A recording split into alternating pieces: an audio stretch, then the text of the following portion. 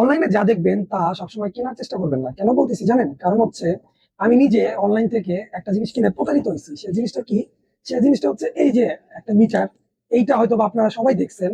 এই জিনিসটা আমি যখন অনলাইনে দেখি আমার খুব ভালো লাগে যে এটা হচ্ছে একটা পেইন কিলার টাইপ, যে আপনার বডিতে মাসাজ করে দিবে এবং এটা একটা ইলেকট্রিক ভাইব্রেটরের মতো, যে ইলেকট্রিক্যাল পালস আপনাকে শক দিবে। তো আমি দেখলাম, আমার কাছে খুব ভালো লাগলো, প্রচুর অ্যাড আসলো। আমি এটা তখন প্রায় 700 টাকা দিয়ে কিনছি। অ্যান্ড নাও এটা ওয়েস্টেজ। আমি এটা মনে হয় যে রাদার দেন 15 দিনও ইউজ করতে পারিনি। এর একটা বড় রিজন হচ্ছে যে এইখানে এই দুটা পার্টে দুটা সিলিকনের আঠা থাকে। তো সিলিকনের আঠা আপনি যখন বারবার লাগাবেন, ধরেন আপনি আপনার হাতে লাগালেন, এখানে এই আঠাটা নষ্ট হয়ে যায়। ঠিক আছে, মানে বারবার পুশ করাতে এই আঠাটা নষ্ট হয়ে যায়।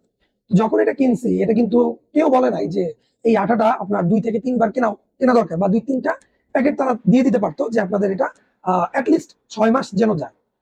তো আমি আসলে তখন প্রতারিত হইলাম আর ভাবলাম যে আসলে অনলাইনে আমরা কতটা বোকা, আমাদেরকে কত ভাবে বোকা বানানো হচ্ছে, এবং আমরা সেই ট্র্যাপ গুলাতে পা দিচ্ছি।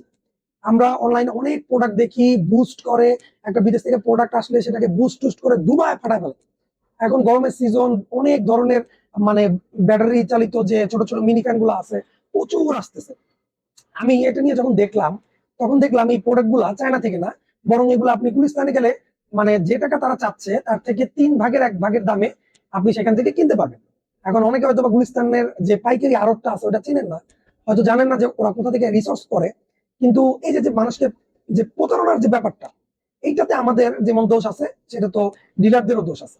এখন আমি দোষের ব্যাপারে যদি বলি, ডিলাররা চাবেই যে আপনি যে কাস্টমার আছে তাদেরকে কোনোভাবে ফুসলায় ফাসলায় তার কাছে পণ্যটা সেল করা, এটাই নিয়ম। ঠিক আছে, আপনাকে ভালো টমেটো দেখে আপনাকে ভিতরে পচা 2টা টমেটো দিয়ে দিবে, বা 2টা আপেল পচা দিয়ে দিবে, এটা হয় হরামেশা। আর আমাদের দোষটা হচ্ছে যে আমরা কখনো যে কোনো জিনিসটা দেখি, সেটা আমরা একটু দেখি না যে এটা আসলে এর পার্সপেক্টিভটা কি। আমরা অনলাইনে দেখছি, ভালো লাগছে, অর্ডার করে ফেলছি। আর এখানে ডিমান্ড আর সাপ্লাইয়ের একটা কার্ভ আছে। সেটা হচ্ছে যে এখন ধরেন গ্রীষ্মকাল, গরম, প্রচুর গরম, ঠান্ডা পড়া গরম, আমরা এখন দুমায় এসি কিনতেছি, ফ্যান কিনতেছি। এখন আপনি যদি এখন মার্কেটে গিয়ে 2টা শীতের জন্য পোশাক কিনেন, দেখবেন ওই পোশাকের দাম অনেক কম। কারণ এখন গরমের দিন কেউ তো সোয়েটার কিনবে না। আপনি যদি সোয়েটারটা এখন কিনেন, সেটা আপনার জন্য অনেক উপকারী হবে। আমি দেখছি সামনে বর্ষা আসবে এবং ঢাকা শহরে পানি তো মাসাল্লাহ উঠে যায় পা থেকে মাথা পর্যন্ত এরকম। তো আমি করছি কি, আমি বাজারে গিয়ে খুব কম মূল্যে 2টা বুট কিনে আনছি। বুট বলতে হচ্ছে যে ওয়াটার রেজিস্ট্যান্ট যে জুতাগুলো আছে, সেই জুতাগুলো কিনে আনছি, যেটা প্রায় হাঁটু পর্যন্ত কভার দিবে। এখন এটা ডিমান্ড নাই। আপনি এখন গরমকালে এখন তো ছাতার অনেক ডিমান্ড, বাট যখন শীতকালে তো আপনার ছাতার ডিমান্ড থাকে না, আপনি তখন ছাতাটা কিনেন। কিছু জিনিস অ্যাডভান্স কিনে রাখতে হয়। যেমন ধরেন যে আমরা যেমন নাপা কিনে রাখি, বা হচ্ছে ধরেন আমরা স্যাভলন কিনে রাখি। কেন কিনে রাখি? কারণ এটা ইমার্জেন্সি টাইমে লাগতে পারে। আমরা ফ্রিজে বরফ রাখি, কেন রাখি? ধরেন কোনো সময় আগুনে হাত পুড়ে গেল, বরফটা দিয়ে আমরা কোনোভাবে ওইখান থেকে একটা নিস্তার পাওয়ার জন্য আমরা এটা করি। তো আপনি যে বিজনেসই করেন না কেন, আপনার টেন্ডেন্সি যদি থাকে যে আপনি কাস্টমারকে ঠকাবেন, সেটা আপনি ঠকাতে পারেন, আপনি একটা সীমিত সময়ের জন্য লাভ করতে পারেন।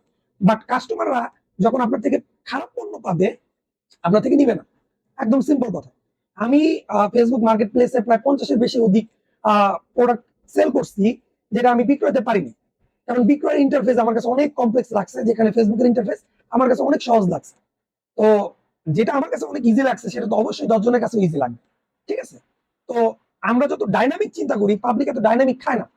আগে একটা সময় ছিল ই কমার্স থেকে প্রচুর বিজনেস হতো, কিন্তু এখন দেখেন নেট কমার্স যেগুলো আছে, sari, salwar kameez, T shirt, blazer, এগুলো অনলাইনে কমার্সে ফেসবুকে বুস্টিং করে ভালো ভালো জিনিস তারা সেল করতেছে। এবং আমি যে টি শার্টটা পরে আছি, এটা আমি অনলাইন থেকে অর্ডার করছি। আমি দেখছি যে না, একবার অর্ডার করে দেখি, যদি ভালো প্রোডাক্ট পাই আমি ওইখান থেকে আবার হয়তো অর্ডার করবো। মানুষের কিন্তু রিচমেন্ট এভাবেই পারে। আমি যদি এই টি শার্টটা খারাপ পাই, আমি কিন্তু আর ওইখানে যাবো না। আর তখন আপনি যদি শর্ট টার্ম চিন্তা করেন যে আমি শর্ট টার্মে সব বিক্রি করে দিব, আমার একটা লাভ থাকবে, তাহলে আপনি শর্ট টার্মে বিক্রি করে একটা লাভ করতে পারবেন। বাট লং টাইমে আপনি কখনোই, you will never do the business in a profit margin. আপনাকে চিন্তা করতে হবে লং টাইম বিজনেসের জন্য। এত পক পক করতেছে এই কারণে অনেকেই আছেন যারা আসলে চিন্তা করেন যে না, শর্ট টাইমে বিজনেস করে লাখপতি হয়ে যাবে, এবং তারা সামনে গিয়ে ধরাটা খায়। কারণ বাজারে সব সময় আপনার ওই ফেক প্রোডাক্টটা চলবে না। মানুষ এত বোকা না। আপনি মানুষকে 2-1 বার বোকা বানাইতে পারেন, কিন্তু ন্যাড়া কিন্তু মনে রাখবেন যে বেলতলায় 1 বার যায়, 2 বার যায়, 3 বার যায়, 10 বার কিন্তু যাবে না। সো আপনাকে ওইভাবে বিজনেস মাইন্ডে সেট করতে হবে। Thank you so much.